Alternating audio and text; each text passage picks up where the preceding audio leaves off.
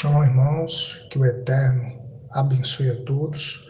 Ouçam o som do shofar todos os dias.